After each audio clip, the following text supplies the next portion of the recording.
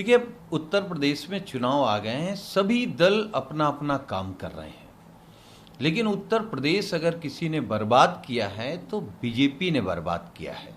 उत्तर प्रदेश की सड़कों पर बेरोजगार नौजवान लाठी खाते नजर आ जाएंगे, बहन बेटियां सुरक्षित नहीं हैं, किसान परेशान है, हर वर्ग के लोग परेशान हैं।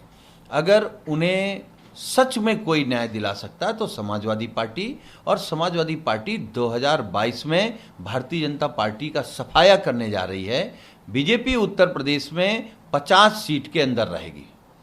सर, आज राज्यसभा के अंदर जब पेगासस के ऊपर सवाल पूछे गए तो आईटी मिनिस्टर अश्विनी वैष्णव जब अपनी फाइल उस पर जवाब देने लगे तो उसी में टीएमसी के एक सांसद हैं शांतनु सिंह, उन्होंने उसको फाइल को छीन लिया, जिसके बाद हरदीप सिंह पुरी से भी उनकी कुछ कहा सुनी हुई।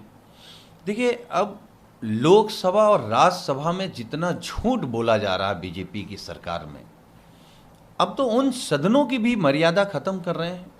कभी आप बोल देंगे कि इस देश में बिना ऑक्सीजन की कोई मौत ही नहीं हुई है, तो अब जासूसी में पता नहीं क्या बोल देते। तो लगातार देश को गुमराह किया जा रहा है। उन सदनों में भी झूठ बोला जा रहा है जिन सदनों पर पूरे देश की निगाह होती है, जहां से देश का भविष्य तय होता है, किसानों का भविष्य तय होना होता है, देश की अर्थव्यवस्था तय होनी होती है कि देश किस दिशा में जाएगा ये तय होगा। देश केवल झूठी दिशा में जा रहा है, इसलिए आपको ये दृश्य देखने को मिला है। सर, किसानों ने अपना आंदोलन और तेज करने के लिए आज जंतर मंतर पर किसान संसद की शुरुआत करी। किसान वहां पे इकट्ठा हुए, उन्होंने अपनी बातें कही। देखिए, किसान लगातार बीजेपी सरकार में अपने आप को अपमानित महसूस कर रहा है, ठगा महसूस कर रहा है। भाजपा के लोग कभी किसानों को आतंकवादी कह देंगे, कभी खालिस्तानी कह देंगे। मीनाक्षी लेखी ने कह दिया कि मवाली हैं। अगर भाजपा को देश का अन्नदाता मवाली लगता है तो उसी का पैदा किया क्यों खाते हैं आप बंद कर दीजिए सब कुछ खाना।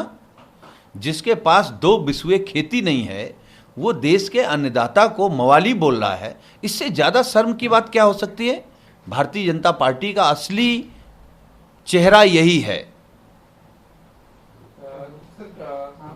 पेगासस के ऊपर लगातार जो बात चल रही है उसी को लेकर आज अश्विनी वैष्णव ने कहा। अश्विनी वैष्णव का कहना यह है कि सत्र से एक दिन पहले एक वेब पोर्टल इस तरीके की खबरें लाता है और उसको पब्लिश कर देता है, जबकि उसकी ऑथेंटिसिटी भी अभी चेक नहीं हुई है। तो अपने आप में ये इत्तेफाक नहीं, जबकि सोची समझी साजिश हो सकती है। देखिए, साजिश कुछ नहीं है। मुझे लगता है जासूसी करना, किसी के लिए मुखबिरी करना, ये भारतीय जनता पार्टी के डीएनए में है। इनके पुरखे जो हैं वो क्रांतिकारियों की मुखबिरी करते थे, अंग्रेजों के लिए काम करते थे, लिखित में दस्तावेज हैं, तो उन्हीं के वंशज हैं ये लोग जो क्रांतिकारियों की मुखबिरी करते थे।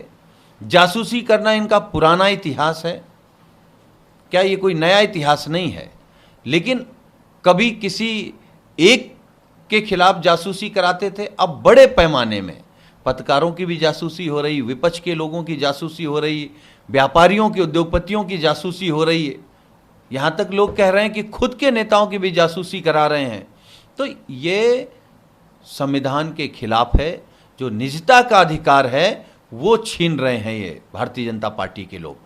सर, पेगासस के ऊपर यही जो इल्जाम है ममता बनर्जी ने भी लगाया। ममता बनर्जी ने कहा कि उनके फोन को भी टैप किया गया, उनके ऊपर भी नजर रखी गई स्पाईवेयर के जरिए, और उनके और प्रशांत किशोर के बीच जो भी बातें हुई उसको लीक करवाया गया। देखिए, अगर ममता बनर्जी जी ने जो आरोप लगाया है, किसी मुख्यमंत्री की बातें सुनना, उनके फोन सुनना, उनकी जासूसी कराना, तो फिर कौन सुरक्षित होगा। आप सोचिए, अगर बंगाल की मुख्यमंत्री सुरक्षित नहीं है तो कौन विपक्ष का नेता सुरक्षित हो सकता है।